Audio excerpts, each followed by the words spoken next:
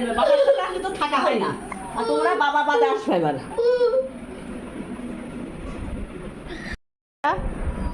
আমি তো বিকেলবেলায় যাব, শোনো আমি একটু পরে যাবো না, হ্যাঁ তুমি আবার আবার কিছুদিন পরে নানু বাড়ি চলে এসে নে, ঠিক আছে? ঠিক আছে, আর কান্না করে না, যাও।